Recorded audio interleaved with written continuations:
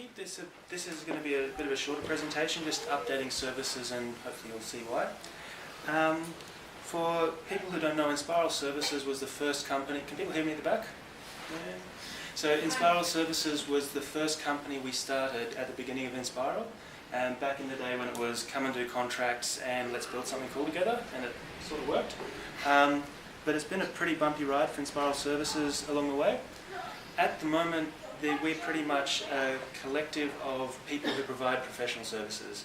That's websites, that's design, that's a few other bits and pieces, but it's mostly programmers and designers. The last 6 months, we've been fairly tumultuous for the services. We've been changing a lot of things. We've been figuring about what do we want to keep, what do we want to change, and we've been really working on solidifying the core in terms of who wants to stick around and run this company. We're sort of getting to the end of that work. We've got 8 people who are part of the core team. We're meeting about every 2 weeks at the moment. Josh Ford stepped back after a real good stint. Lana's moving on from her key role supporting the operations. So it's really a time of people transitioning out and new people stepping up to keep running the company.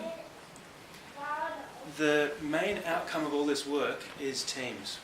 That Enspiral Services is not going to have a public brand. It's not going to say we do this. The teams will have their own brands.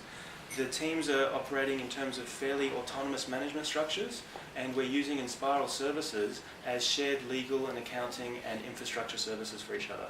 So we come together to collaborate within the context of Enspiral Services, but the teams are basically where it's at. That's why this won't be too long, and I'll leave it to the teams to talk more about what they're up to.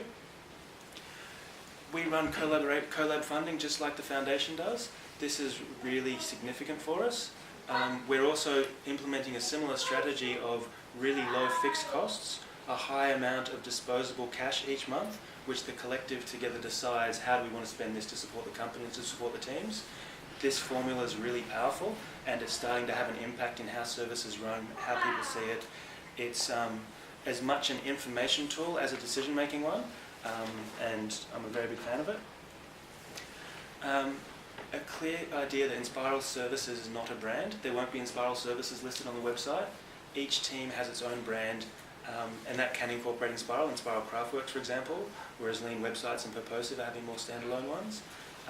But we're really saying teams and individuals build their own reputations and brands, and they have a relationship with Big Enspiral, which is Enspiral everyone's part of, but there isn't a branding relationship with Enspiral Services.